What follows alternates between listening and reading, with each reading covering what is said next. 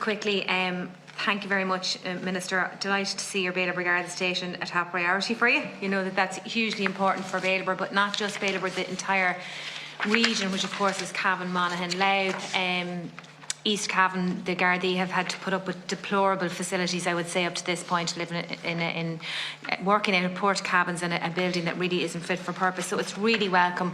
My expectation is that we will be opening doors there in the fourth quarter of this year. You might confirm if that is the same.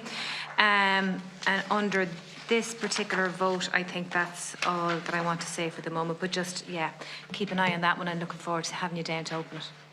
Thanks very much, Deputy Smith. In relation to Bailieborough and Deputy Smith's question, pleased that there is real progress in relation to this.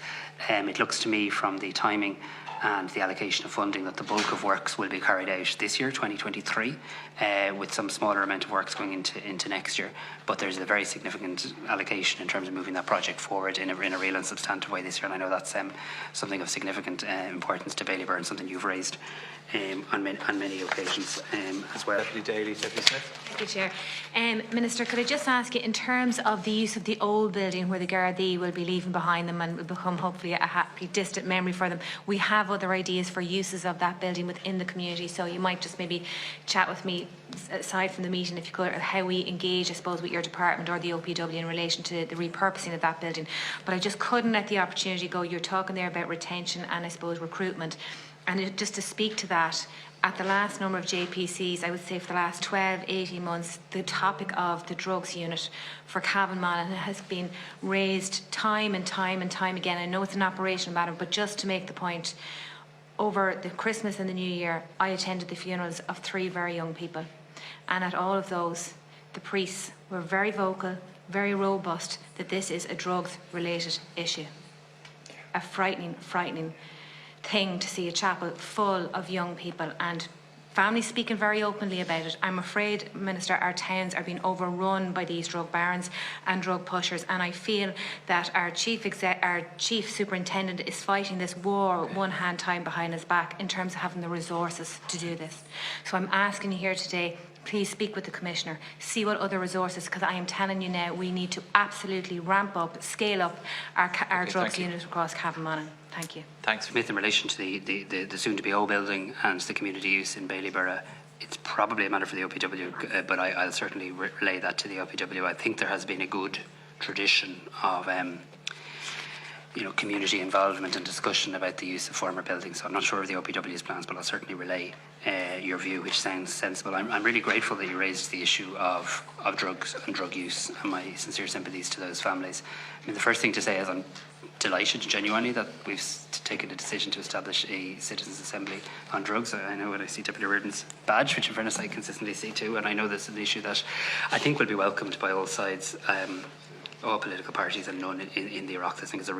I personally think it's a really good structure to tease through these issues, and I'm looking forward to that progressing.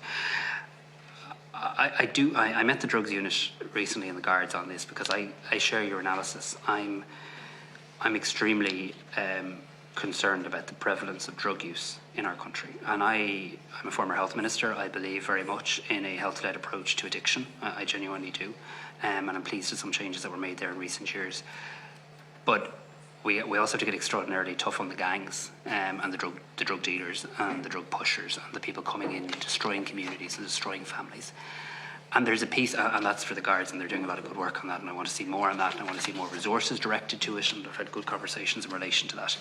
But there is another piece that we're not talking enough about, which is the growing acceptability around the so-called social use of drugs. I mean, you have people who are funding this gangland criminality through cocaine use, and it's happening in all parts of Ireland. It's happening in all communities, rural and urban. And we need to really start calling it out. We need to start getting much tougher on it, actually, quite frankly. But we also really need to start reminding people of the direct link between their actions on a Saturday night and gangland crime on a Monday. I mean, there is a direct correlation. Like, who do they think are funding the gangland criminals? So I have a very, very, very supportive approach towards drug addicts and the health-led approach that we need to take to addiction. I'm not talking about that. I'm talking about people going out and the social use or the perceived social use and sometimes social acceptability about the use of drugs. And that's something that I really want to see a renewed focus on, because whatever comes of the Citizens' Assembly on drugs, and I think a lot of good can come from it, we've got to always remember that drugs, the harmful impact of drugs on individuals and communities is really there for all to see. And it sounds to me like you've seen it in a very painful and vivid way in your community, in your constituency.